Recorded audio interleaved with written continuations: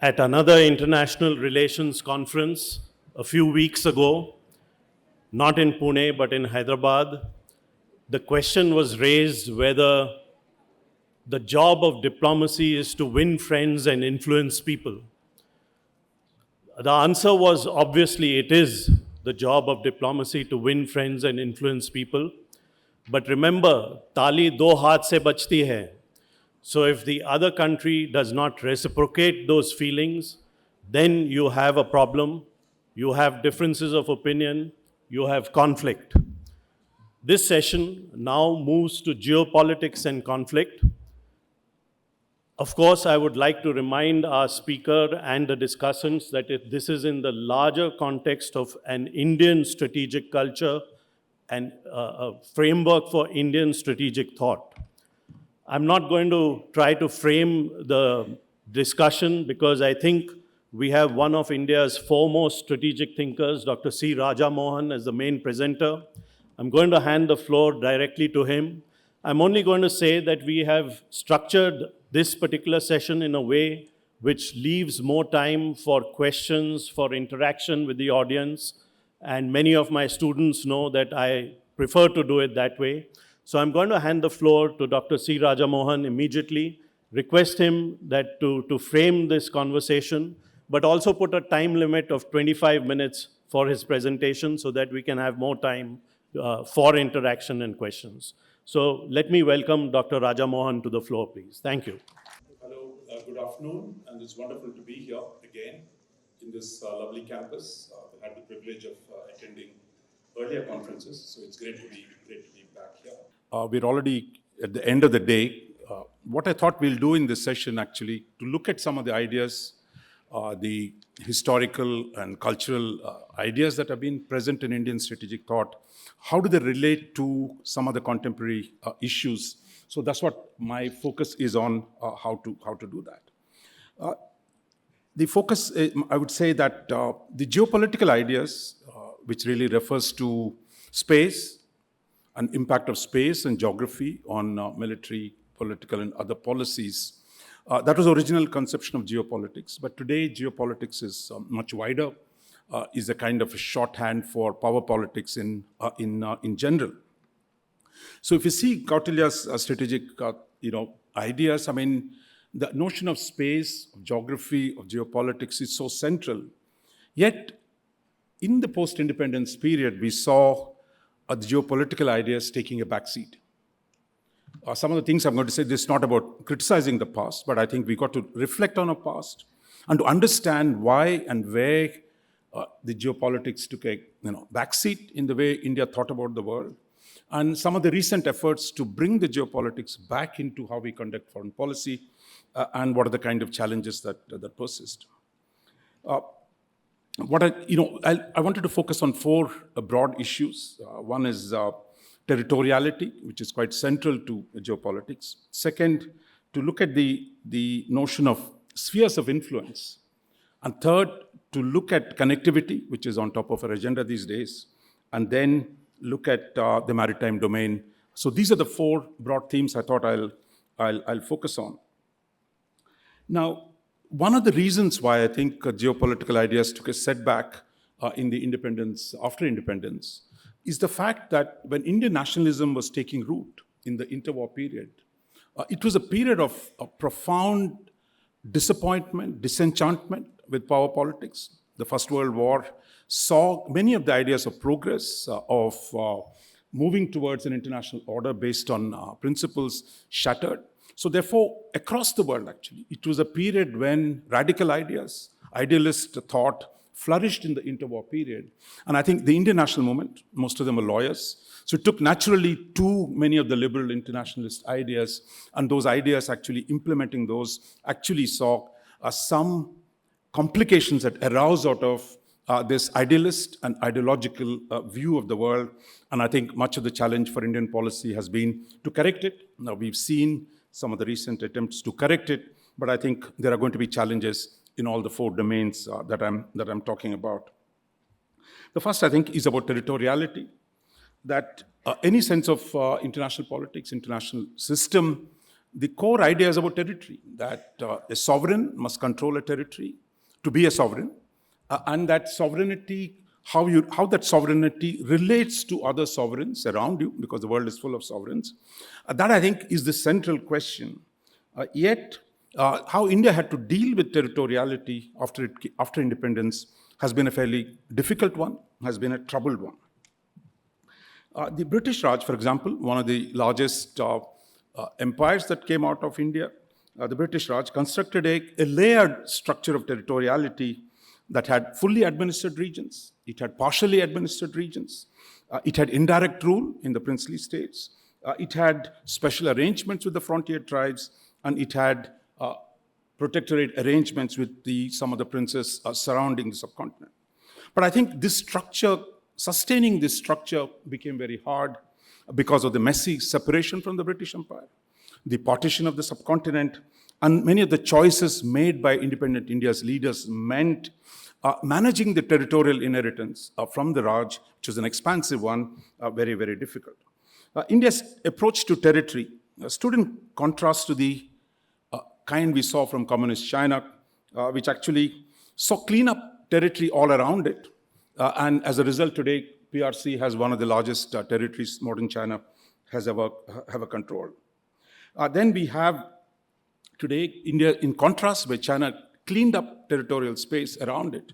Here I must tell you a story as an old communist. Shall we tell you the first visit by a Communist Party of India's delegation to visit Stalin in 1950 to look at the program of the Communist Party. They didn't have a program of their own. They wanted his help to draft the program. So he told them, so kind of they were explaining, so he asked them, where is your Telangana revolution? We have the elections there, of course. Where is the Telangana? They kind of, in the big map, they pointed one dot. He said, you're going to spread revolution from there? Forget it. The structure of Telangana and its territorial character is not going to get you anywhere near All India revolution. Then the story goes, apocryphal one, of course. As they were leaving the room, he asked, what is that little island below India? Why is it in a different color? So they said, this is Ceylon. It's independent. He said, why?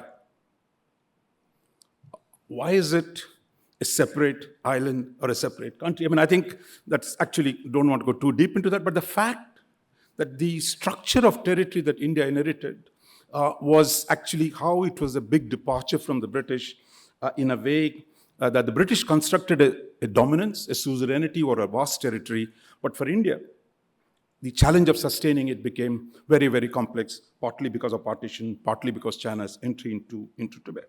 But there were a number of choices that India made, which in retrospect, of course, is quite clear why and how they were made, but I think those questions remain. For example, it took us 2 constitutional amendments to integrate Sikkim into India. There was a 35th Amendment, which talked about Sikkim as an associate state. 9 months later, of course, it was annexed and part of integrated. So this notion of how we thought about our frontier regions and the relationship with Delhi, it was a situation where the British could exercise suzerainty all around. The trouble for us was how do you manage that structure and the idea that you can actually have buffer states around you, like the British did. And hoping that that security structure can be maintained was a fundamental problem. But once China came into Tibet, then this structure became very, very hard to sell. So what you had was the British India had a system where the buffer states were converted into protectorates. Protectorates became part of the country. While in India, what we see in independent India actually, the provinces within which we claim today are up for contestation. The protectorates have become contested zones with China, and the buffers have long disappeared.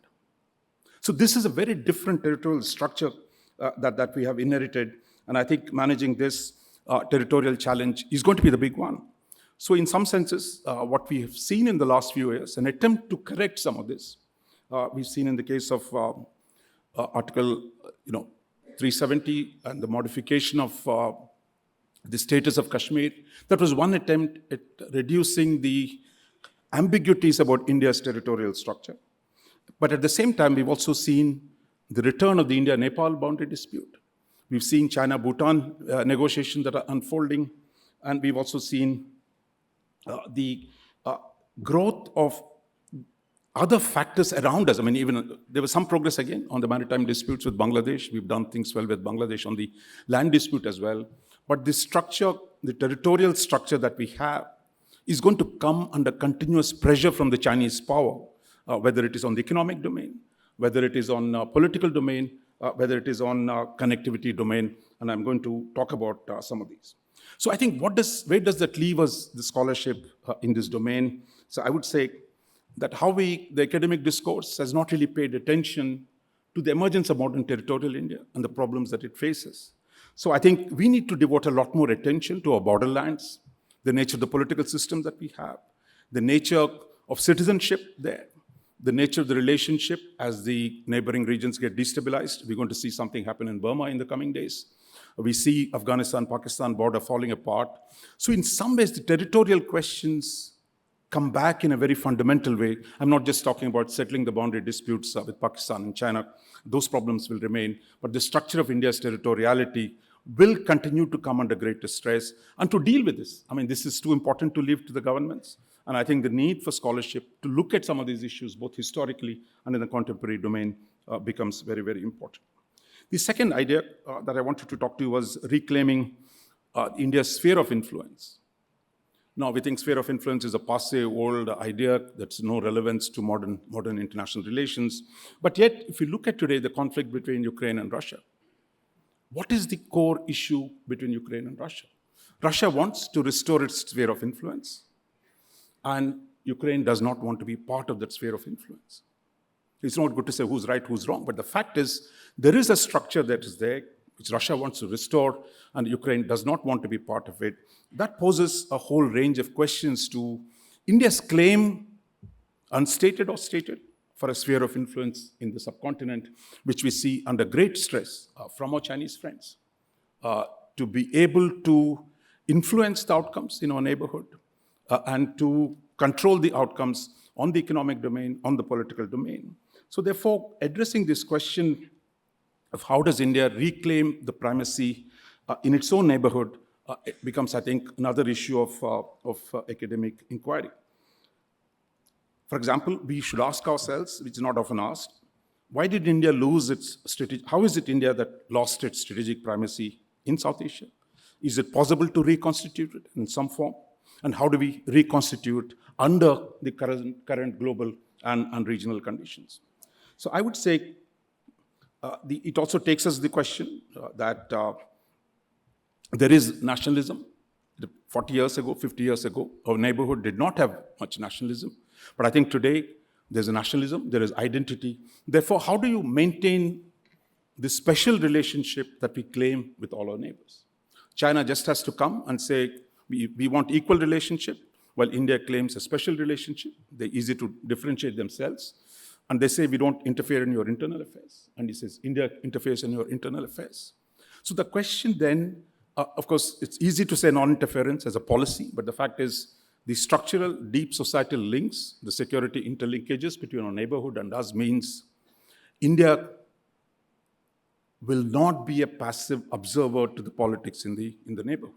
But then how do you manage that? So therefore, the question then becomes, it is not a question of non-intervention then. The question is, when do you intervene? How do you intervene?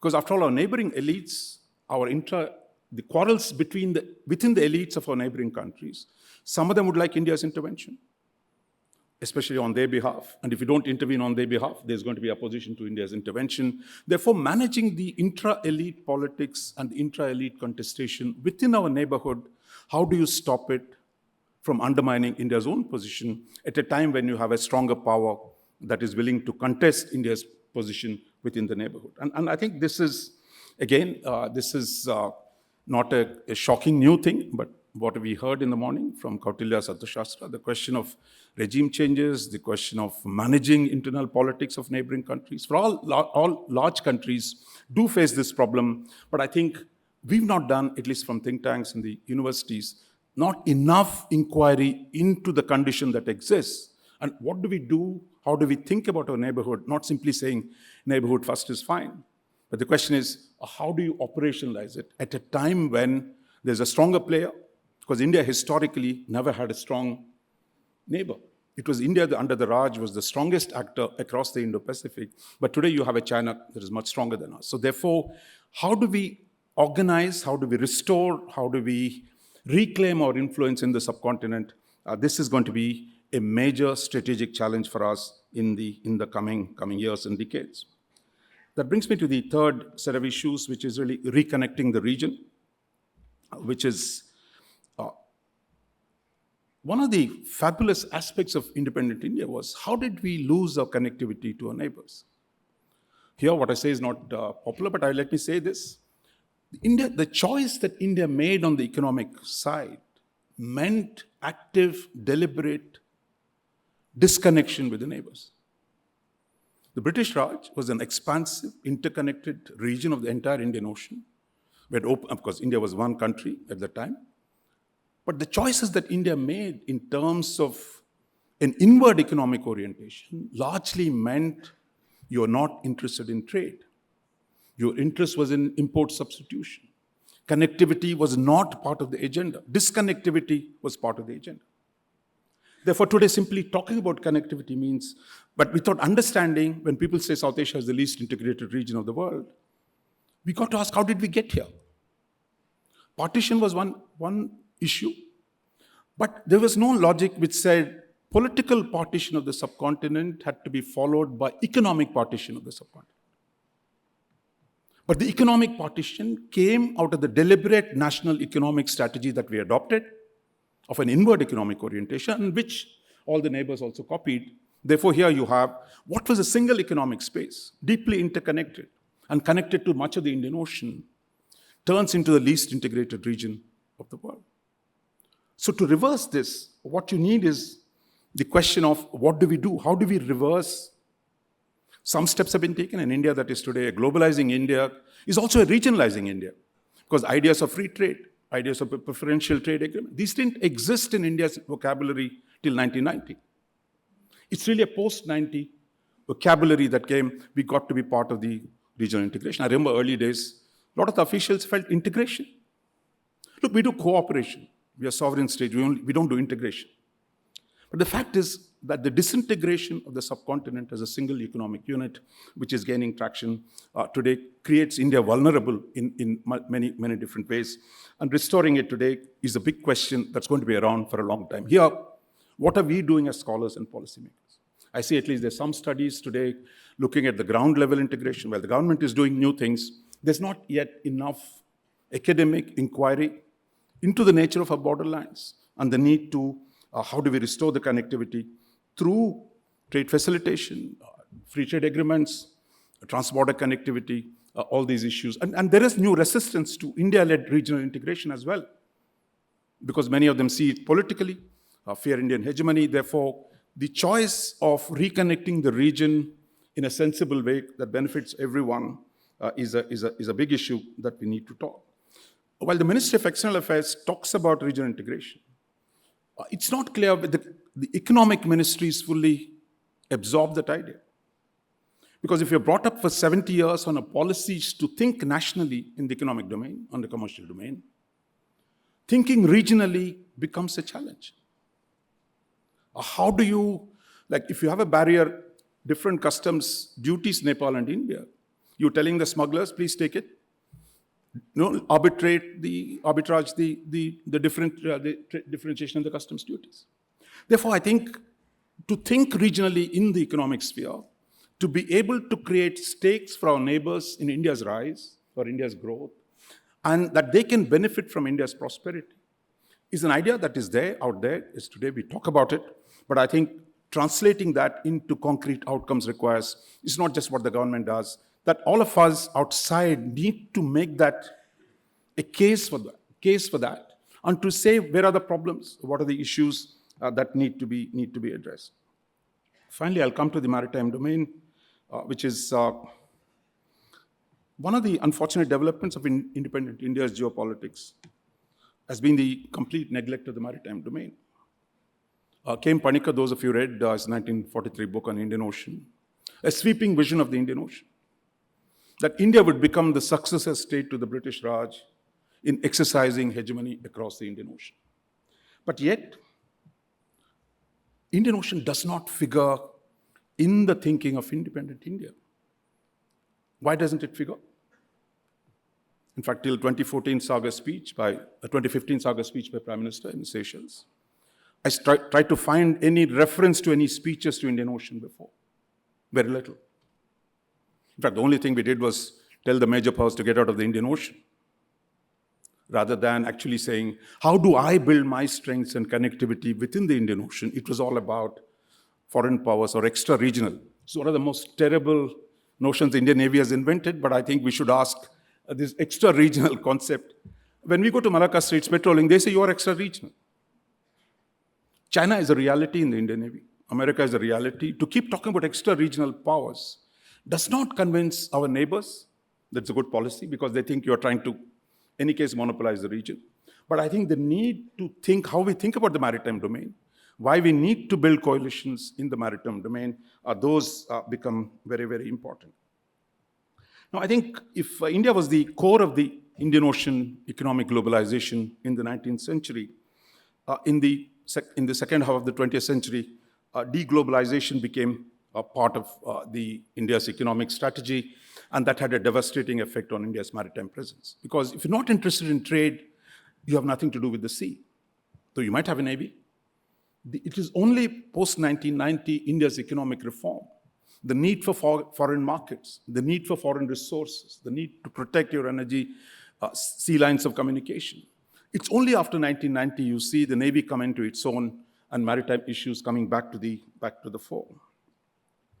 Yet, I think the consequent reflection in terms of while the Navy is today very active, the budget allocation to the Navy remains poor. It is still a stepchild of the defense services. But then your land frontiers, the wars on the land frontiers, make it very hard to give you the kind of resources that in turn actually makes you even more dependent on building coalitions. So territorial defense in the north and in the northwest complicated your ability to focus on the maritime. But today, you've got to find a strategy to rethink how we strengthen our maritime coalitions. This means actually also breaking from the policy of Lone Ranger. We act alone. All power should get out. I mean, that was a policy till 2015, 2016, when we said we don't do anything with the foreign powers. But it's only in the last decade we work with the French, we work with the Americans, we work with a whole lot of countries in the Indian Ocean, rethinking that if you need to define a hierarchy of priorities, all external powers are not the same. You face a certain challenge from China. You're willing to build a coalition with other powers in order to accrete your strength to deal with potentially hostile outcomes in the Indian Ocean. And I think part of this challenge here has also been the resistance to recognizing for a long time the Chinese challenge in the Indian Ocean, because focused primarily as a land challenge, we thought for long that it really didn't matter what they did in the Indian Ocean. And as a consequence of underestimating the Chinese threat meant you're also not willing to build the coalitions necessary to deal with it. It just took us 15 years almost to sign a LEMOA with the Americans because the idea of doing anything with the Americans was seen as a violation of your strategic autonomy, while actually it was a gift to the Chinese. That India would not do anything to counter Chinese because that is against India's ideology. Even today, if you read the Chinese press, they keep saying, oh, we know India is non-aligned. It won't do this. The sense that, in fact, morning the minister referred to Francine Frankel's book, that the idea that keeping the Americans out of the Indian Ocean was in India's interest. The way, the framing of that issue, that we can work with the Chinese, but we must keep the Americans out. That fundamental framing told you something about our geopolitics. That actually, the Chinese have two nice sayings. I mean, one which is align with the far against the near threat. Seems common sense, align with the far against the near because the near poses a bigger threat. But our strategy in the independence, after independence, was align with the near against the far. So it was, we're going to work with the Chinese to keep it free from the Western influence. Even as late as 1990, 95, 96, the attempt to join BRIC, RIC, etc., in order to keep the Americans out.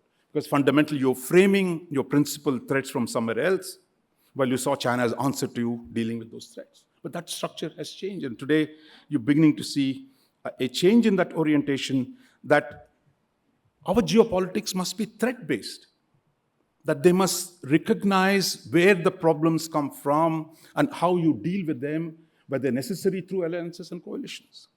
But if you say, look, you're not willing to identify the source of threat, or the answer, because the answer is against your ideology, that I think we lost a lot of time, but we see some change in that. But I think the issue of how do you structure a new maritime balance in the Indo-Pacific, in the Indian Ocean? How do you build special relationships? So we tell Sri Lanka, look, don't buy arms from Pakistan or China. Sorry, I don't have anything to give you at this point. But I won't let you buy from another. I think this kind of an approach, the idea that we can preserve a sphere of influence on the basis of diktat by fiat, I think that phase is gone, because there is another power who's willing to do things on demand, because it sees any expansion of its influence in the subcontinent and the Indian Ocean is a win.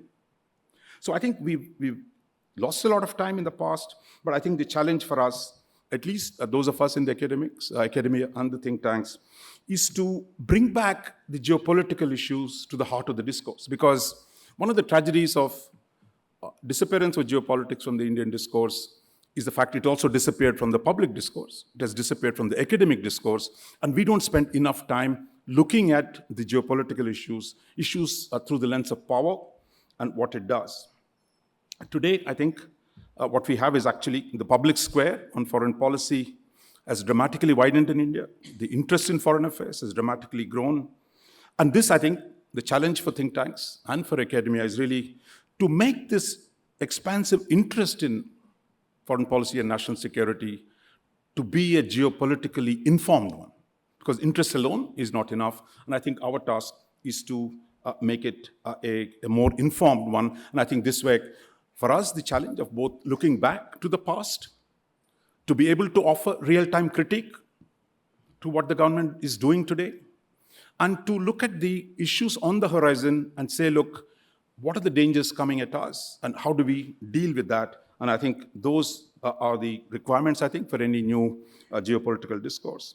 So I would say, concludingly, in the final, that the possibilities today, next 25 years, if it is going to be a period of extraordinary rise for India, then I think the geopolitical opportunities for India are going to dramatically rise. But India will be able to fully seize those opportunities only if we have a geopolitically informed debate that can inform the public opinion and to strengthen it. And without that, it is going to be problematic. So therefore, I see this seminar, this conference, hopefully, this is the first step to thinking about India's strategy, India's geopolitics in a more realist, practical basis. So here, I just want to say one final thought. I mean, we've heard in the morning, constantly we hear, India has become the fifth largest economy. But India was already the fifth largest economy in 1950. This is the power of the narratives that the minister was talking about. If you call yourself weak, you're a third world, you are country without any options. The whole need is to keep yourself away from possibilities that it's taken us 75 years to come back from the fifth position to the fifth position back. But today, I think, to make full use of that fifth position, and I think we need a fundamental overhaul, but how we think about strategy, how we rethink our history of our strategic thought, and how we modernize it and upgrade it to deal with the new realities that confront us. Thank you. Thank you so much, Dr. C. Raja Mohan, for setting the stage in terms of those four verticals in which he asked us to think in terms of geopolitics and conflict, territoriality, spheres of influence, connectivity, and the maritime domain.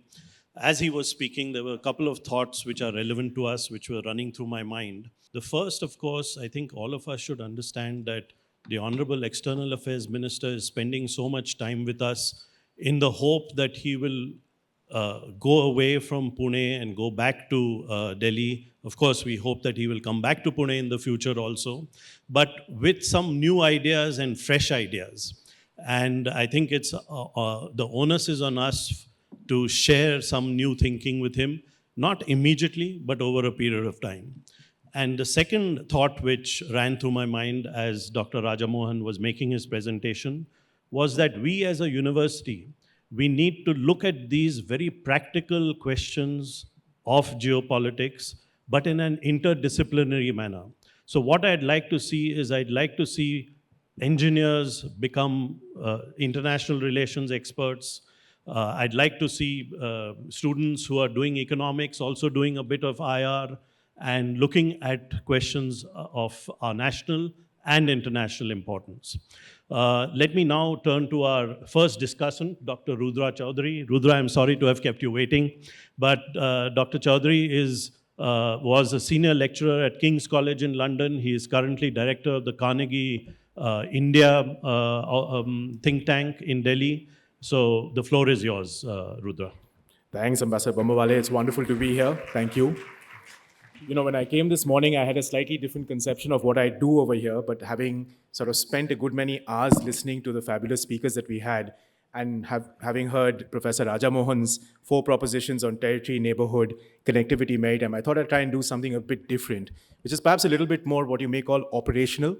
We've heard a lot about what ought to be Indian strategic culture, what isn't Indian strategic culture, but how do we actually go about getting the job of recovering Indian strategic culture? So I thought I'll just divide this into 2 or 3 parts. Some of it may seem a bit prescriptive, but I think there's some merit in that. Just thinking about Professor Rajamohan's paper, it's called Geopolitical Conceptions. And I was thinking, what is the problem? What is geopolitical conceptions? To me, and Raja, it could be, I'm sure we'll debate this. To me, it's a policy problem that requires academic study. Strategic culture, on the other hand, is an academic problem that requires deep practitioner intervention, right? So if you just stay with that for a second, and I'll come back to this. So if you take strategic culture in India, and if you're thinking about how do we recover a strategic culture, right? Think about those terms. Recovering an Indian strategic culture. To me, I think one place that we could start is perhaps debunking some of the myths that we already have. If I could tell you right now what is Indian strategic culture, you'd be quoting me rather than George Tanham 20 times today. But I can't tell you that. So what are the 4 myths that I see when people discuss strategic culture, talk about Indian strategic culture, strategic behavior, use a terminology that you like, right? One, very simply, and we've spoken a lot about Tanham, and I very much hope that perhaps as an outcome of this conference, next year this time, we won't talk about Tanham. And we'll actually have an alternative that we can talk about. Tanham wrote that 30 years ago. And the question I asked myself is, what were we doing in the academy, in think tanks, in universities for 30 years that we're still talking about, Tanham and his 92 piece? I'm really not sure. So one, it is conceptually and pragmatically impossible not to have a strategic culture.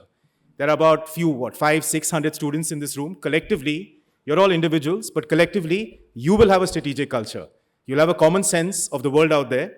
You'll have some common sense of the competition out there. You'll have some sense of how do you get up from this hall and make it to lunch or dinner or back to your hostels. Whether you take a shortcut, whether you choose to take a long walk, whether you walk together with somebody, a group of people, or walk alone. So it is impossible not to have a strategic culture. Having said that, the task for us is then how do we recover what do we actually have or not have in a sense? Which brings me, so I think that's the first myth, right? Which we don't have an alternative for, frankly. Second, there's a general myth that, and we heard this in the morning as well, is that India is a country that is generally shy of using military force, right? It's a country that doesn't like using military force. But I just want you to reflect on that for a second. Just think about our last 60, 70 years, right? We're a country that was almost born in the independent era having to use military force, right? We're a country that in 1965, there was a very popular thinking on the other side of our border that if you did something in India in order to kind of quote-unquote recover Kashmir, the new Indian government run by a largely unknown individual called Lal Bahadur Shastri would buckle, that they wouldn't really escalate, they wouldn't really do anything, right? That was the thinking in August of 1965. We had some infiltrators who came, and a month later, what did the Indian government do? We opened a second front, declared war on Pakistan, and fought the largest attrition battle since the Second World War, since the tank kind of campaigns in North Africa. This is not a country that is necessarily shy of using military force. 1971 is an excellent example. In 16 days, we invaded a large part of another country, right, and liberated it, right? That is utility of force. Fast forward out to period of 2016, right? The surgical strikes on the other side of border, that's a highly risky affair. If you ask a strategist, like, from an analyst point of view, that's about escalation, it's risky, and I'm guessing those who were involved in it, and I'm looking at those up here, there must have been some many very tense moments. Many things could have gone wrong. That is taking risk. That is the utility of force to protect what you think is your integrity across, to return deterrence, right? Balakot. There are many examples. So I think one of the myths that we have to debunk is this idea that this is a country that is shy of using military force. At the same time, a lot more work perhaps has to go into how this country thinks about using military force in certain extraterritorial activities. I remember about 5 or 8 years ago, big debate in India. India should send a brigade to Afghanistan. There was op-ed piece after op-ed piece saying this would happen. Just think about it for a second. 2020, looking at the haphazard withdrawal in Afghanistan, had we sent a brigade, just think about where we would be today, geopolitically or otherwise. 2003, the Iraq war, perhaps one of the most hotly debated subjects in Indian parliament ever, was the question of do we or do we not intervene in Iraq? In geopolitically a very difficult time. You're bandaging relationships with the United States. You're creating a new future, which you did after 2005, which has seen a lot of fruition over the last 10 years, right? And it was interesting at that time, if we talk about conceptualizing terms in Indian foreign policy, the parliament couldn't come with a term. We couldn't figure out what would we say, right? We can't condemn the United States because we need to work with them. You can't condone the United States clearly. So the term that the Indian parliament used was a Sanskrit term called ninda. And the closest Sanskrit English translation of that is censure, right? And that is what we explain. Now imagine explaining that to the Americans, saying is that we're not condemning you, we're not condoning you, we're not censuring you. The resolution is called ninda, but it worked, right? And I think that is a good example of using and finding conceptualizations that kind of express our grammar in ways in which are not always understood in the Anglosphere world. The External Affairs Minister told us this morning about the Honorable Prime Minister's usage of the term Vishwa Mitra, which I think is a fantastic way. Americans think about allies, they think about foes. Very difficult to think about the place in between, right? Imagine popularizing this grammar into their understanding, which means we have to do a lot of work, right? Analytically, in terms of, and propagandizing, finally. Some of this is about propagandizing. So second myth I'd say is on the use of military force. Third is questions around sovereignty. Talk to anybody in India, what's Indian strategic behavior like? Most people will say, oh, you're sovereign hawks. You love sovereignty. What does that mean? Of course I love sovereignty, right? But I love sovereignty as much as I love self-interest, right? The two are not necessarily contradictory. There's a general understanding that one eats the other. If you're too sovereign, you're not self-interested. If you're too self-interested, you're not sovereign because you're giving something away. And there's a balancing act here which is analytically very challenging, right? But think about some popular non-use of force, non-IR examples of sovereignty. We're a country today that has a data bill. Many of you use your phones, etc. You have a data bill, which is exactly the answer to a very different way of expressing our sovereignty. And there are many complications there. It's a third way. We have a digital governance structure, which will hopefully help the connectivity that we'll be doing in South Asia and other parts of the world, which is a third way. It's not the US way. It's not the European way. It's the Indian way. It's certainly not the Chinese way, right? So sovereignty is elastic. So I think the next myth which is worth debunking in order to at least try to get to a place where we start thinking about then what is our strategic culture is debunking what already exists in popular mythology. Then what do we do? And here I have 2 minutes left. So is perhaps the second and third note is, so then what is the role of the university? And I've been thinking about this a lot sitting here, is what do university like this very wonderful place over here and others across the country do? My own sense is there are two ways that we recover strategic culture. There's a shorter way. That doesn't mean that it's the cheaper way. It's just the shorter way, right? There's a lot that needs to be done through working groups, put a group together, create a kind of hopefully one of the outcomes of this entire conference is getting a smart group of people, from many of you sitting over here, to try and work out how do you create that path. But a longer way, which will complement the former, is for universities and IR specialists, I think, to return to fundamentals and principles. Is at some level, we have to have the analytical principles in IR. There is an analytical space there, which is international relations. The purpose of IR is to explain the world, or to understand the world, and to explain state behavior, including your own, right? If we understand and master those principles, then we can be playing cricket on anybody's pitch, right? Then we may come up with our own theory of Indian international relations if there is one. But it will be conceptually challenging, it'll be locked in, it'll be something that we're playing. Nalika talked about a special issue in international affairs. We need to go way beyond that, right? But it has to start with first principles. And lastly, I'll say is, we don't do enough in universities to teach simple things like strategy. How many of you read Bernard Brodie? Maybe some of you who do some stuff on nuclear weapons. But strategy, simple, ends, ways, means. How does that connect together? How does it work, for instance? The utility of force. Pune is one of the few places, Anna University is one of the few places that actually teaches military sciences and history. That has to increase. If we don't do IR, strategy, utility of force, and if that piece doesn't come together, it's going to be very difficult for us to analytically actually recover what is ours. And lastly, and just to kind of take the point that Raja said, I'm a policy wonk, so I represent the think tank community. And we need to do a lot more in the think tank community to think about connecting the dots. What are we good at? We can't do what you do. We can't do first principles. We don't have the time, we don't have the patience, and maybe we don't have the brains, right? What we can do is connect that bridge between the academe, between the university, and the policy world, right? Between many of the officers sitting over here who in 10, 20 years from now will be doing all sorts of amazing things in different parts of the world. And I think as a think tank community, we need to kind of get our act together in looking at these debates rather than only being hypnotized or mesmerized by the policy issue of the day, which is also our job. And hopefully a lot of that will start following this conference at this wonderful place, Symbiosis. Thank you. Thank you. Thank you so much, Dr. Rudra Chaudhuri.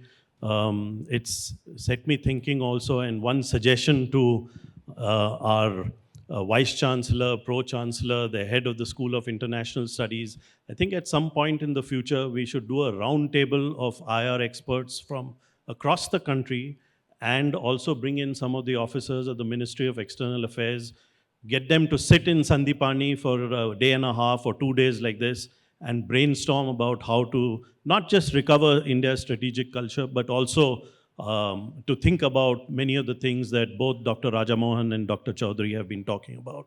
So just a suggestion which came to my mind as we were speaking. Let me turn to the second discussant, Rear Admiral Sudarshan Shrikhande. He's just recently retired from the Indian Navy. He's currently adjunct faculty at the Naval War College in Goa, also editor-in-chief of the Indian Naval Despatch. Mr. Shrikhande, the Rear Admiral Shrikhande, sorry. The floor is yours. Thank you. After the remarks made by the chair, Dr. Raja Mohan and Dr. Chaudhuri, that examined some aspects of the past and related it to contemporary problems and recommendations for remedial statecraft shaping up. My remarks try to add to this on a theme that I call echoes from the past of the strategic continuum and conundrums of continentality and maritimeness for India. Let me begin with a few propositions. First, since the time of our ancient epics and history that is recorded now with a fair degree of veracity and research deepens and widens, suggests to me that the term warring states is far more universal than something uniquely or even predominantly Chinese. Certainly Indian empires and the peripheral states that fought them or were subjugated at times were warring states more often than not. This continued into the 19th century until the British, as Dr. Raja Mohan pointed out, had consolidated their rule and got down to some Kautilian strategic practice.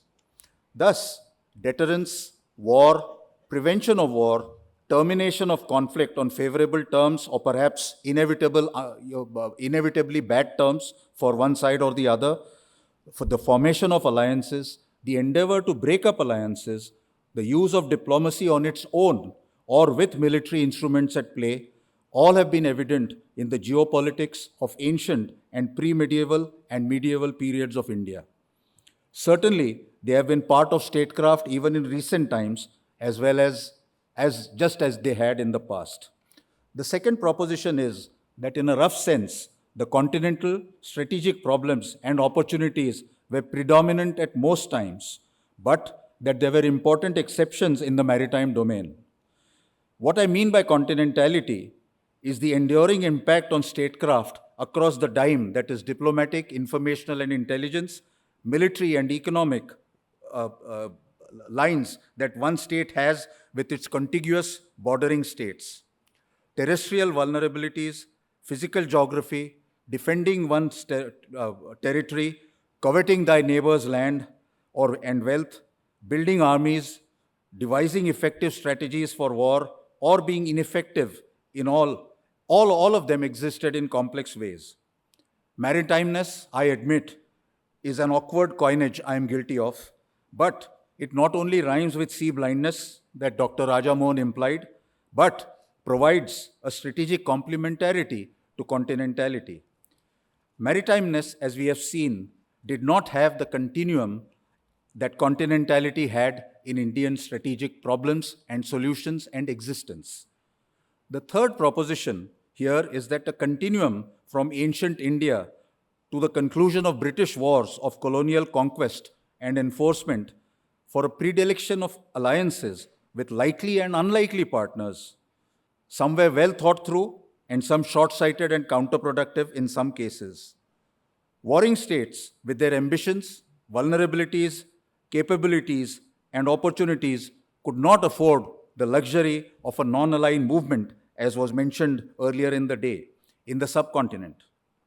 In modern India too, with its back almost to the wall, the continental and maritime circumstances changed that in August 1971 with the Indo-Soviet Treaty, of which Article 9 was fairly strong, even if not as explicit as Article 5 of the NATO Treaty papers.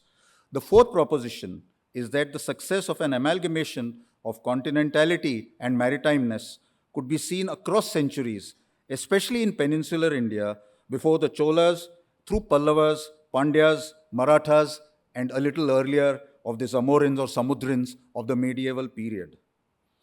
A little later, into the 19th century of the Common Era, European maritime rivalries played out in Indian peninsular waters and Indian Ocean waters. The book that in fact made Alfred Thayer Mohan initially famous actually covers Anglo-Dutch and French campaigns at sea for winning on land. It's sometimes not noticed very carefully, but it's a major discussion in his book of the continentality and maritimeness of that period, within that period of 1660 to 1783. By that time, Indian maritimeness had dwindled to insignificance, really speaking, after Shivaji left the scene just a few decades after his death. Let me give an example of the issues of continentality and maritimeness that has two examples, which are actual or virtual island states like the UK and an actual island state like the United Kingdom, or a virtual island state today like the United States, who may have a national grand strategic approach that has a predominant maritimeness, but with caveats. In the case of the UK, the seas do protect it from invasion, but not from the effects of air power, missile power, and space power, to use current sort of dimensions of warfare. Arguably, they have been invaded at least thrice by the Romans and Normans, and could have been twice by the Romans and Normans, and could have been invaded by the Spanish, French, and Germans in different centuries. The US is an interesting transitional case. In its War of Independence in the 18th century, the 1812 to 1814 war, mainly over Canada, and the Civil War of 1860 to 64 had continentality as the dominant strategic concern, and that's where solutions were found out after some bitter fighting. Sea power and trade, of course, were very important dimensions at the same time in all these three wars. It was only after the Spanish-American War, and with rendering neighbors like Mexico and Canada to be quiet neighbors, that the US has become a mainly maritime power. Yet, for all its sea power, its strategic conundrums have been mainly on land, from Korea to Vietnam to Iraq and Afghanistan. India does not have, unfortunately, Mexico and Canada for neighbors, although Canada is a different question at the moment. But we have China and Pakistan. Geopolitics and geostrategic issues continue to prevent difficulties for us continentally. Added, Pakistan was and is a maritime neighbor, and China has always been a continental neighbor for centuries and has now become a close and a powerful maritime neighbor too, and that's not a good thing. We should worry about it, as Dr. Raja Mohan mentioned. The fifth proposition is that it was external trade that made some kingdoms in India richer than others. Internal trade and overland trade did contribute to economic well-being, but much of historical research, especially in the past 2 or 3 decades, internationally, but also very significantly and happily in India, has established the deep significance, benefits, and risks of trade links and transfer ports that linked the Indo-Pacific to the Red Sea and then overland to the Mediterranean, and made even Venice into a truly maritime trading empire, thanks to India's role in Venice's riches.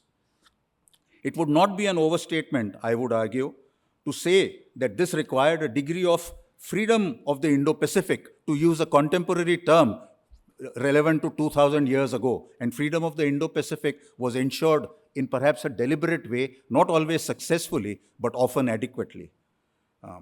It was a maritime Silk road that was being protected.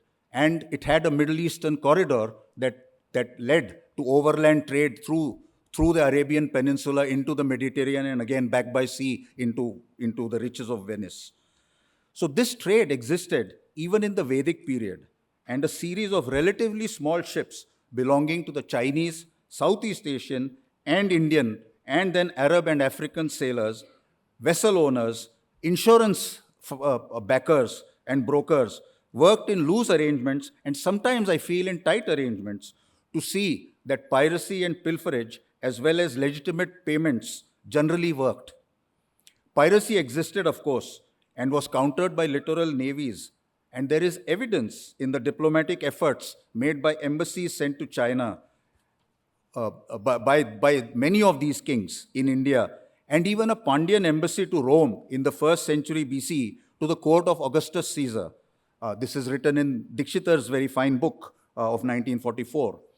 It is said that Ganpati Dev, the Kakatiya king, stamped out piracy and made the seas safer from China to Zanzibar. Now, this was not a zero-sum thing. There were challengers always. That's how piracy worked. His daughter, Rudramba, pursued this. Now, this was not done by naval power alone, but put in place by what can rightly be called the Indo-Pacific diplomacy between geopolitically spread and disparate rulers without the benefits of airplanes, phones, video conferencing. Seriously, let us think about the sophistication of statecraft that existed even in those times. In ancient India, this complementarity of maritimeness and continentality was seen in the Deccan.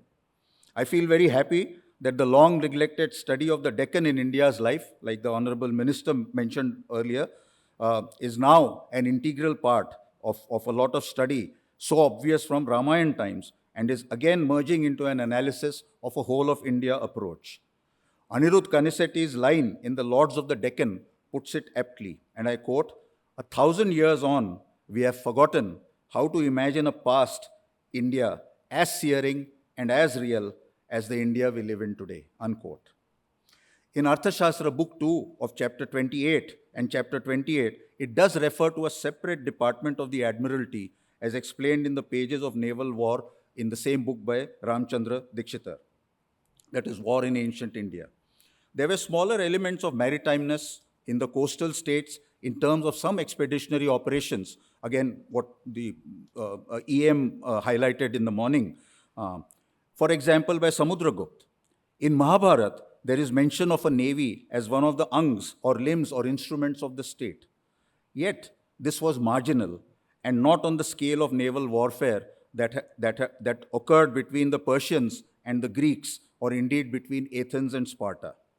The Peloponnesian War, in fact, provides the historian as well as strategic analysts a superb canvas of the Mandala system, continentality and maritimeness, as well as how a land power Sparta became a better sea power than maritime Athens and defeated it at sea before the final blow on land in a 27-year-long, very bloody, cruelly fought war.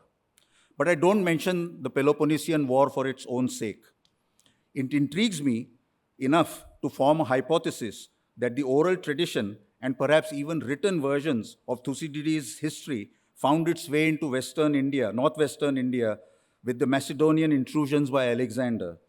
I do not have anything but circumstantial evidence in my mind to suggest that in some ways the Nand and Mauryan courts and their connections to the rump Greeks and Scythians that stayed behind may have studied the mandala system of the Greeks and Romans, and who knows, the sharp Kautilya may have devised it along with so much of enduring value in his magnum opus we know as Arthashastra. He provided great value by writing things down which were in practice but not written with the same discipline of thinking that he put them down in. These are, of course, areas for further research that we can think of, but intrigue me personally because I've been teaching the Peloponnesian War for a few years and of late have started studying and teaching some aspects of Arthashastra as well. Clearer evidence of this amalgam of continentality and maritimeness seems to be seen in the Chola period, and perhaps it was the apogee of such merger, of coherence in strategies. Trade, of course, brought in prosperity.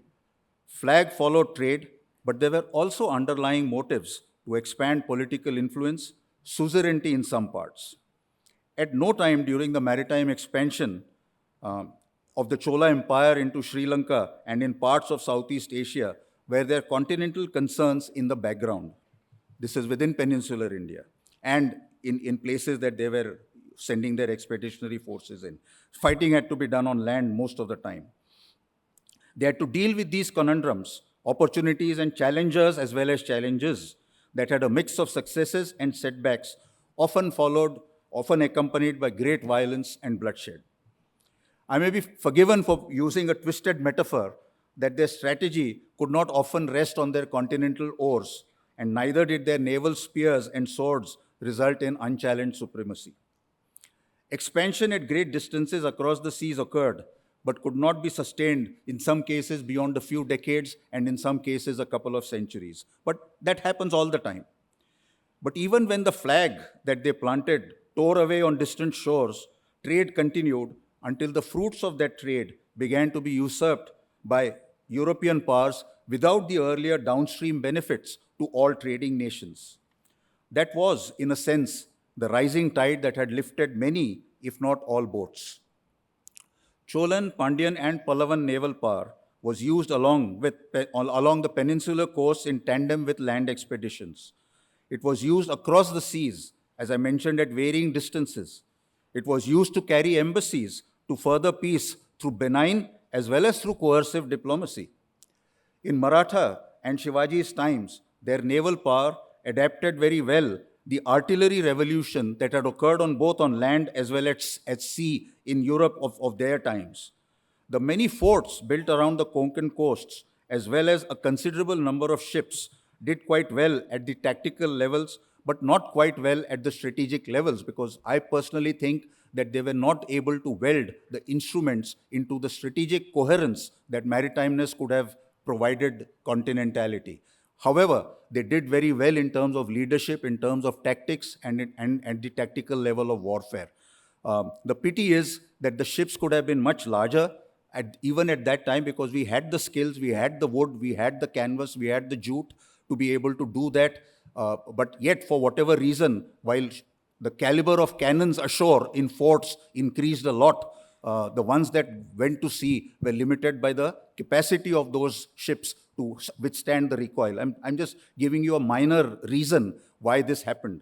But nonetheless, that unfortunately died, and after the Marathas, really speaking, India ceased to have any interest in the sea till the Europeans, came and did away with whatever little there was left.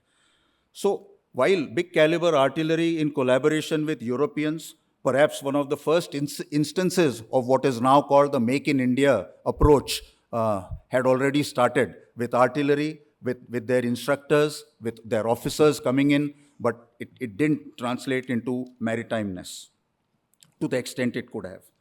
Finally, due to the very limited time, let me suggest another angle to what has already been said about the Quad by the lead speaker. I've been doing some thinking that perhaps no foreign policy change and growing initiative by independent India has been greater than the Quad. This includes the Indo-Soviet Treaty that I mentioned. Quad has virtues of elasticity, flexibility, versatility, acceptability, and multidimensional human security benefits that are very, very significant. And yet, it remains a dialogue. It is not an organization. It's not a treaty. We have partners there, and together, very many initiatives are taking place and are consolidating, and there's great future in that. I may suggest that deterring conflict may be the highest form of providing human security. Lower echelons of security in terms of food, economic development, climate change, development indices, all benefit from securing and sharing deterrence amongst partners in the Quad or as the case may be, bilaterally and trilaterally. Deterrence is difficult, sometimes even embarrassing and expensive. Yet, history shows it is always cheaper to deter than to go to war. The Quad does not have to be inclusive in its membership because I think it is very inclusive already in its agenda as far as the Indo-Pacific goes. Echoes of this can be discerned, albeit not very clearly, in the growth of some Indian empires which sometimes coerced but then included many smaller kingdoms around them and partnered with them. We have in our own age, where the practice of statecraft across the timelines is also dissimilar than its ancient practice, but provides us the opportunity for all to be less coercive and more inclusive is now easier than it was perhaps in centuries past. Perhaps the Quad could be one such mandala. Thank you very much. Thank you, Rear Admiral Shrikhande. What we're going to do now is, since we have all our panelists here physically in person, luckily no one is online, we're going to have a short discussion, but feel free to jump in and add to that discussion, put your hand up. We will leave time for other questions a little later. We'll leave a bit of time for that at the end of the session.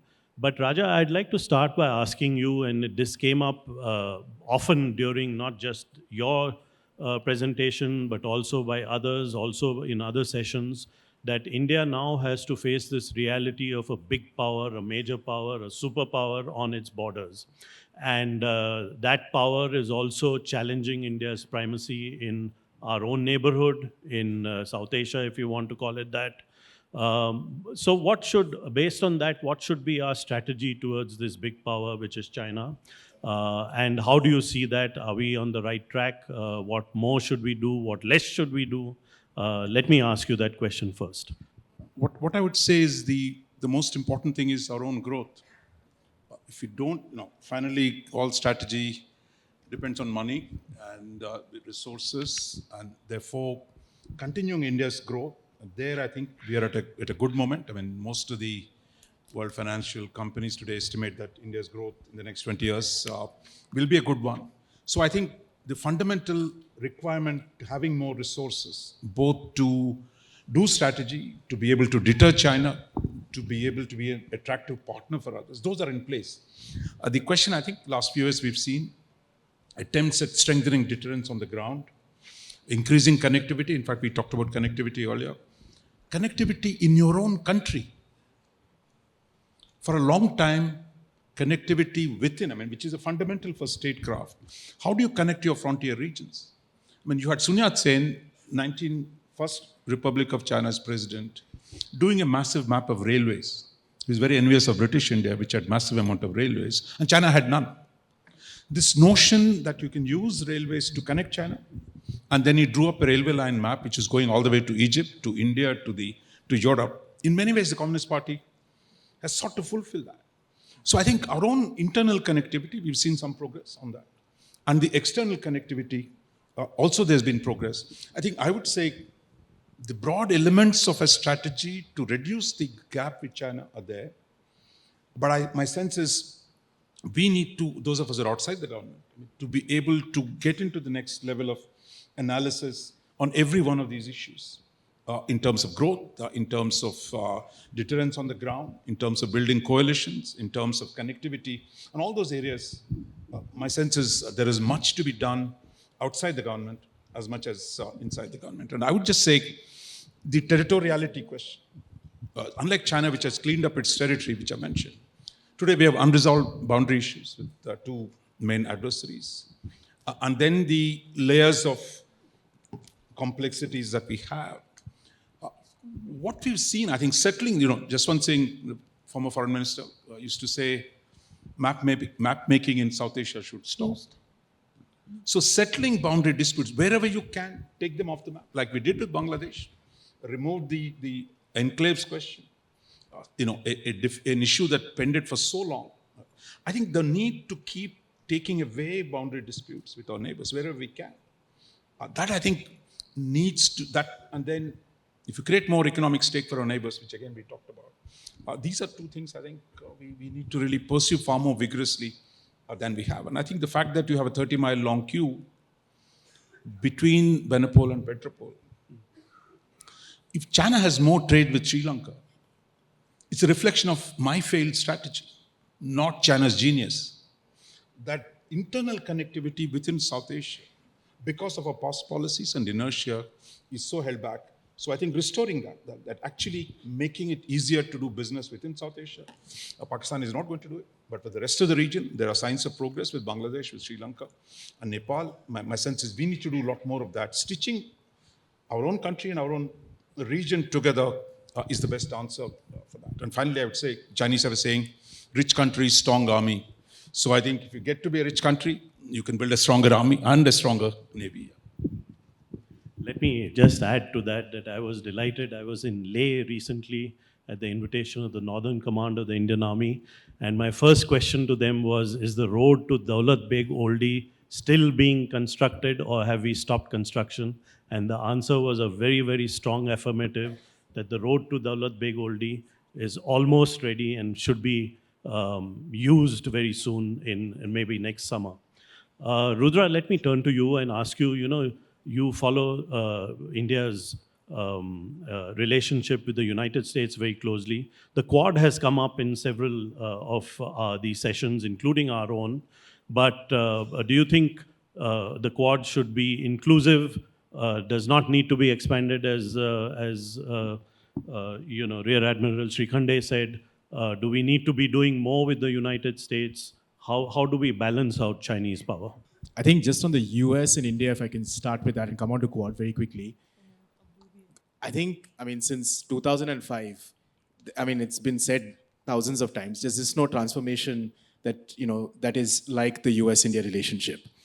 I think in the last 8 to 10 years, we've seen a conceptual shift, at least from the outside, a conceptual shift in the way we deal with the United States. And I think that's been very important for the United States. And we've seen the fruits of that really come together, I'd say, in the last 6 to 7 years. If I think about it, our geopolitical vectors are quite difficult. War in Europe, our own, continental issues with China, our dependencies for military equipment, etc. And I think at the moment, what at least we see is we've got a equation with the United States that actually helps us build a lot of the economic capabilities that we're thinking about without actually being part of a treaty structure or an alliance structure or terms that the US is usually used to doing business with. So I think that change has also happened, where they have understood that actually this is in their common logic. So they've spoken about it for a long time, but this is in actual action and practice. Part of our semiconductor policy and the actions that we're seeing on the ground, and we're seeing a lot of movement on the ground, is because of this new initiative in critical and emerging technologies, which is a political framework that then forces both sides, in a sense, to actually get together and think about the future of technology, advanced weaponry. We're today part of the Artemis Accords, which few people perhaps know about. I think even 6 years ago, it would have been impossible. We today have a position in the first committee in Geneva when it comes to military applications of AI. We have a position. Now, you can agree with it, disagree with it, but we've taken a position. So I think far-reaching. On the Quad, just very quickly, and so I'm the last person to disagree with you, but I don't think the Quad should be a treaty structure. Oh, you didn't say that. Okay, I got it the wrong way. Okay, needn't be. But I think the Quad works. I think my understanding from the outside, it's quite difficult with 4 countries. So I'd say, whether it's South Korea, whether it's the United Kingdom, France, I think let 4 countries figure out what exactly they're doing. There's a lot of activity in the Quad across, telecom, standards, semiconductors. And my own sense is, and actually, is if I can put it this way, it's a deterrent in a sense. Even though it's not an alliance or a treaty, and it's not a bad thing that if one side or one very large part of the world thinks that, yeah, it is a treaty alliance. But we shouldn't be part of that. Rear Admiral Shrikhande, in recent years, the Indian Navy is getting pride of place in terms of expenditure in our defense budget.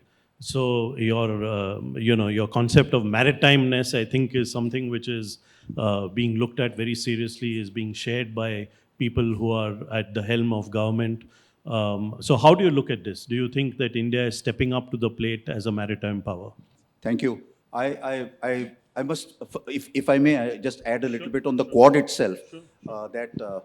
The US really cannot complain about India not wanting to be an alliance partner, etc., because the US in the First World War was not an ally of Britain. They used a different term for that. I forget what the term was, but they did not say we are allied with Britain, because Britain's imperialism, France's imperialism and colonialism, and the Tsarist imperialism were abhorrent to them, at least, in sort of moral terms, if not in reality, because, well, Philippines had already happened with the Americans. So, nonetheless, they did not use the term allies, and they used a different term, which I somehow can't remember. The Quad itself is a great thing as a dialogue, as a partnership that has got a great width and is acquiring depth in many of these areas that you pointed out. I mentioned some. In terms of maritime domain itself, Quad can be the leading edge of cooperative maritime endeavors that are actually increasing in terms of maritime domain awareness, the various other subsets of that maritime domain awareness, which lead to even food security, but enable, different types of deeper security. So I think the Quad perhaps is understood very well, I think, in, senior echelons of the government, but in the popular sort of space, the Quad still suffers from some of the things that Dr. Raja Mohan was saying of, inner views predominating rather than externalizing. In terms of maritimeness, certainly what needs to change is the concept of fort and fleet, which I think Shivaji understood in India quite well. And how they built forts. As I explained, there were inadequacies to that because of technical and tactical inadequacies of hardware.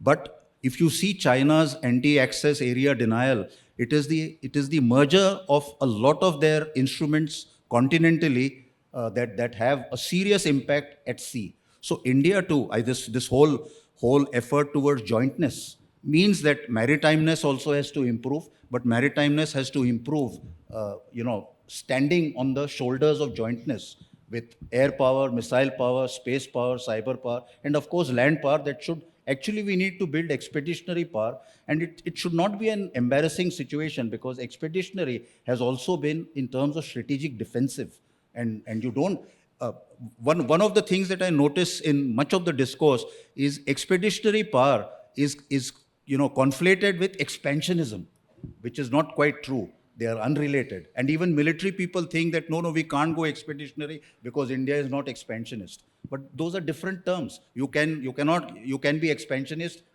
even without expeditionary capabilities. So maritimeness certainly deserves a lot more budgetary support. We need to rework the types of sea power by itself and jointly that India may need in decades to come. And it might not be, just modern versions of older stuff, but a lot more that can be done differently. As a former Indian High Commissioner to Pakistan, I'm always reluctant to refer to the P word. But because Raja spoke about territoriality and problems that India has on this front, I cannot help but ask him, what do you think about our Pakistan policy? Do you think we're on the right way? Are we doing the right things? Should we be doing anything at all? How do you react to that? My sense is, I think there was repeated attempts at finding a solution. we had what was started by Vajpayee government, then in Manmohan Singh government. We seemed to come very close to a settlement on Kashmir. There was at least an agreement 2007, then it fell apart. Then again, Mr. Modi went to Pakistan on short notice. There was an attempt to revive an engagement. There was a 7-point plan at UFA that was outlined. So I would say, look, that as a difficult neighbor, pacifying Pakistan is in our long-term interest. It's not a question of how bad or good their rulers are at this point. That General Sundarji is to say, India's power is India's power minus Pakistan's power. That Pakistan has a chain and a ball to pull you down. They'll have the capacity to be an obstruction. Therefore, the question is, if you say, look, a priori, the first principle ought to be, you've got to find a solution. But then Pakistan has a vote in how we find the solution. But I think my sense is today, with the gap that has become 10 times, Indian GDP is now 10 times bigger than Pakistan's.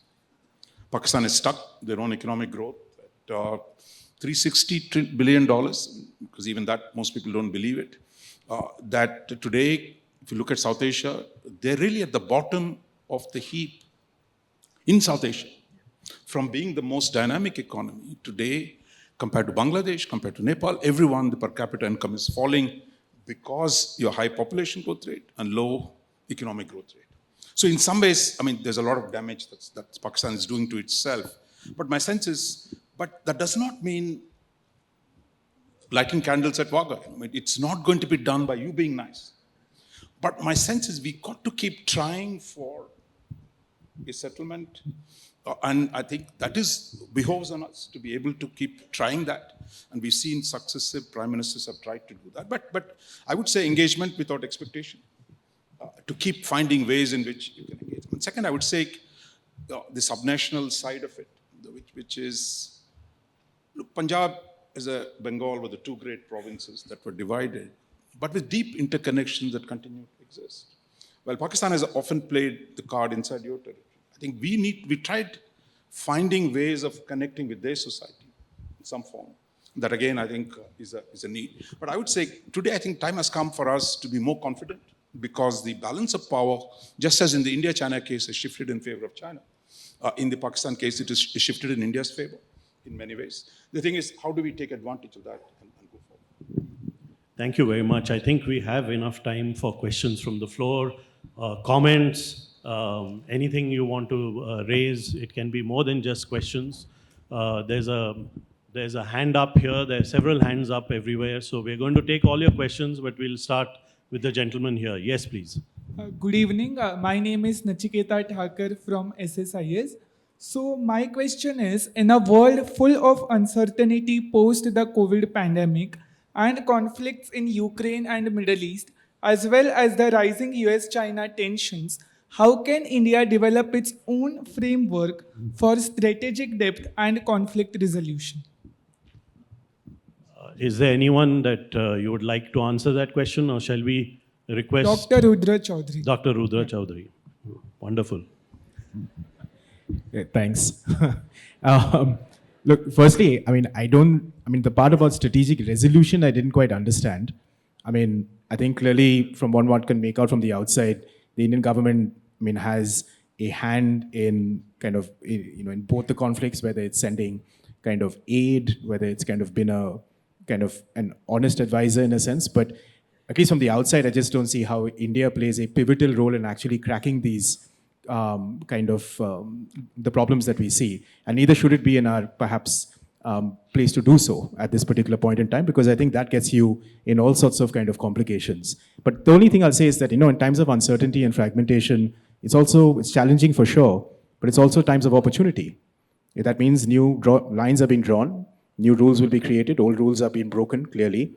And the key, I think, for us is, how do we make the best of this moment of geopolitical change? And I'll refer to one of the things that Raja said.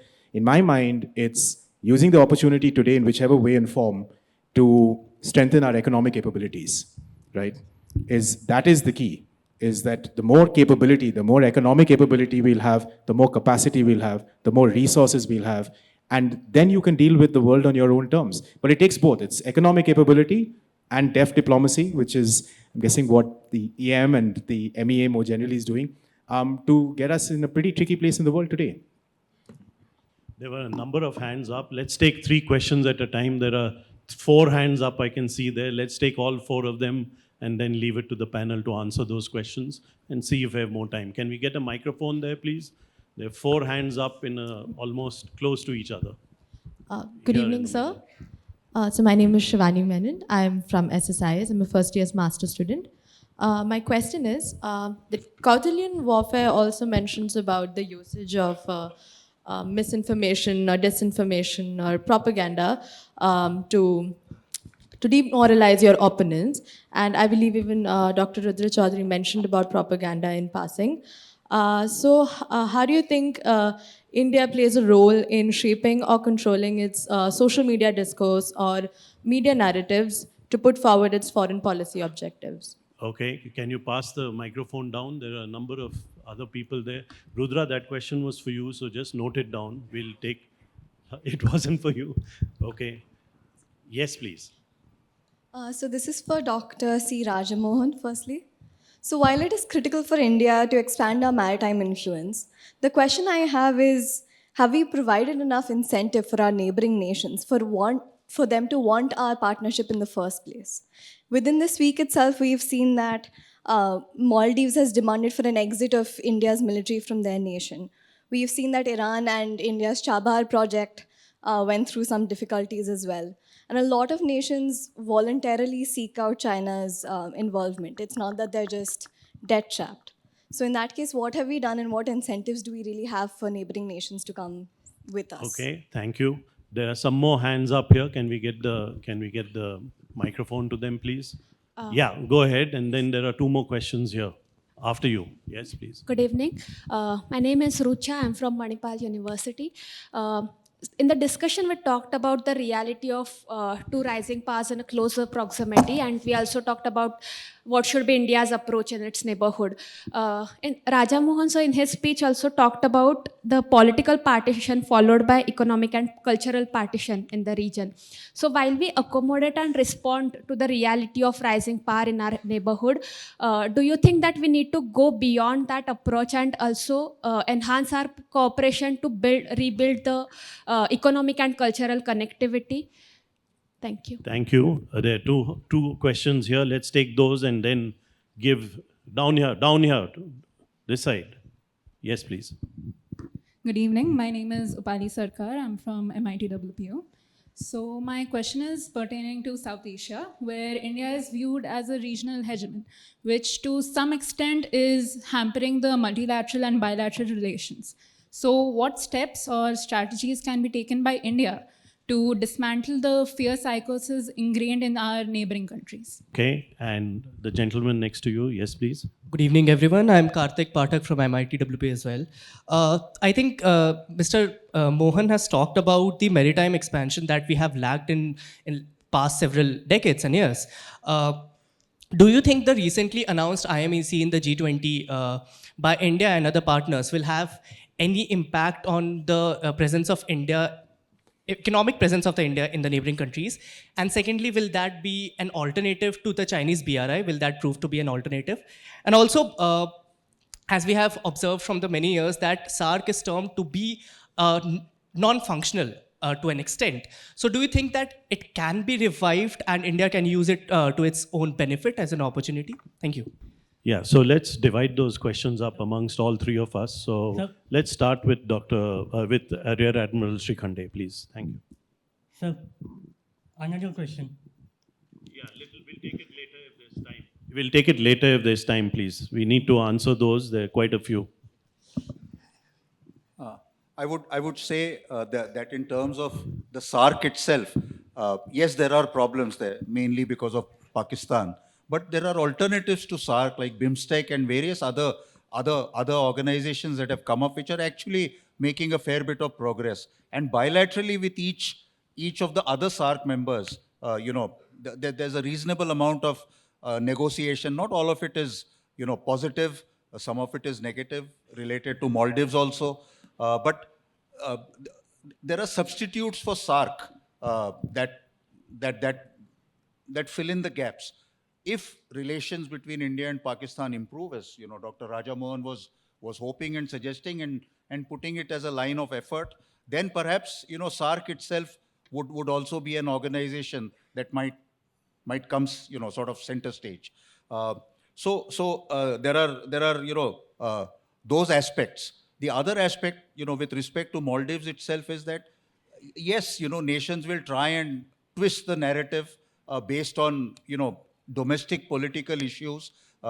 We have to understand what those motives are and counter them. So our people there have been only helping Maldives throughout. They are not a military presence, they are a humanitarian presence. And as you know, one of the major functions of armed forces has been humanitarian assistance and disaster relief. And that's what has been the main beneficiary, across the Indian Ocean. I mean, the Quad itself started in the wake of the December 2004 tsunami. It started informally, and from 2007 onwards, slowly and with fits and starts, has come to the stage it has come today.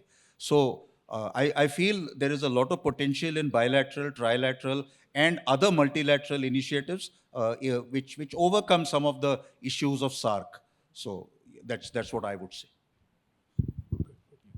Just very quickly on the social media question. I'm a bad person to ask. I have a hopeless social media account.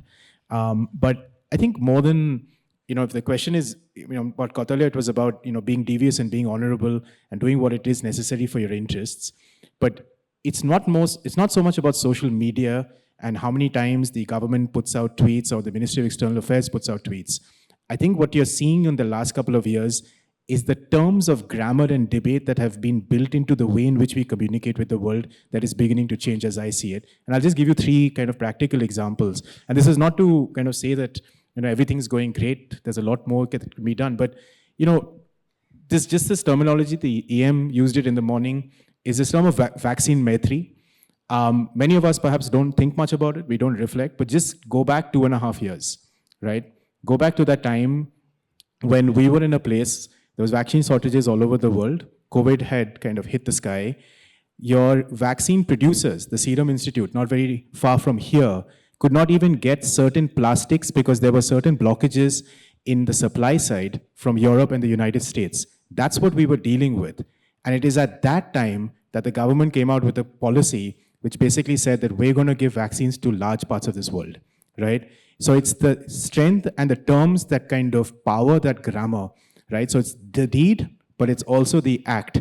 And I think that is very powerful in itself. The second way, and I think it's not so much social media, but it's actually creating new language. We saw that in the G20. A year ago, nobody knew what the term digital public infrastructure was. Nobody knew. The first time it was invoked was by the Prime Minister in Bali when the Indonesian presidency was finishing. I can tell you that in February, March, April, it seemed unlikely to most of us from the outside that large parts of the world, 20 G20 jurisdictions, 9 other jurisdictions, would actually agree to a consensus on DPI, which is essentially, in my mind, a good way of building digital infrastructure amongst like-minded states. Think of the opposite, right? But getting that through, working to get that actual grammar and consensus and creating new language, I think that's where we see the change, and that's where we see the power of these new terms of kind of exchange come about. I would say on the social media, I would say the problem is going to get worse with the AI, the capacity to spread disinformation, seemingly more authentic information is going to get worse. And I think the problem for democracies is going to be even more difficult. And if you have a completely sealed environment like in China, you can manage better. But I think for open democracies with a large, noisy mediascape, I mean, the capacity to play mischief is real. And I think they're strengthening both the tools of the state to prevent that. I mean, that's going to be a long struggle. Two, the internal coherence of the state itself. That's another prerequisite. But my sense is the challenges are going to get a lot more difficult given the pace and speed of technological advance. And I think this issue is going to be with us for a long time. On the question of have we provided enough incentives to neighbors? So I think, look, that is the core problem. How do you incentivize after nearly 7 decades, almost 6 decades, where you really were not interested in a deeper economic cooperation because the nature of our economic policy didn't really seem to warrant it. After all, we did inherit open borders with with Pakistan, with Bhutan and Nepal. But today, if you go to India-Nepal border, I mean, there's the work that we need to do to modernize, to trade facilitation. So if you can work with the logic of geography, that is, if you have 4,000 kilometers border with Bangladesh, it's one of the largest borders in the world, that how do you make that border an open one or one that is amenable for commerce? So if Bangladesh can export to India, they're going to do it. And that's why we've seen the trade volumes with Bangladesh rise. But yet, a modernization, upgradation of the boundary infrastructure, the whole range of trade laws that we have. If you're a law student, the kind of laws we have on shipping, which actually designed to prevent intra-regional commerce. So I think the need for internal reform on a range of issues, I think keep making reform within our thing, which makes it easier for our neighbors to invest, because it's not just a diplomatic or a political problem, but the structure of our economy, if it makes it easier for our neighbors to access and prosper, will face. But the geography is with us. And historically, we worked against our geography, but today, can we work with our geography to create a better interdependence between us? But there will be problems. I mean, that takes me to the other question. Look, they have their own politics. So many of people, we all love our strategic autonomy. All our neighbors are practicing strategic autonomy on a daily basis. That when they play the China card, I mean, they're telling you what non-alignment is. That is, if you have a strong neighbor, in fact, the problem, I think this is really, how do you deal with a strong neighbor? How do you create a set of relationships that makes it productive for both? You have one model, which the US has with Canada and Mexico, where you see, look, there is no quarrels, and for all the grouses, they're willing to cooperate because the scale of economic benefits of engaging the US is large. So I think that's the direction we have to go in. But in the interim, there will be problems. There will be people opposed. I mean, if you see in Maldives, you mentioned one of you. How many shifts have we seen? Under Yamin, there was one policy. Under Soli, there was another policy. Today, we see another attempt. And I think you've got to recognize each of these countries, how small it is. They have their domestic politics. The factions there are competing with each other. It's not often we are playing their politics, but they're playing our politics.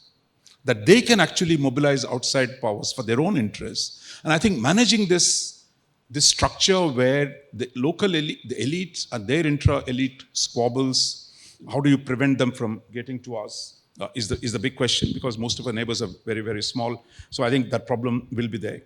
And finally, on the question of SARC, look, there is a saying, look, multilateralism where necessary and unilateralism where convenient. The idea that we have borders with all our neighbors, that you don't need a multilateral route to get to regional integration. And Pakistan, anyway, has said it's not interested.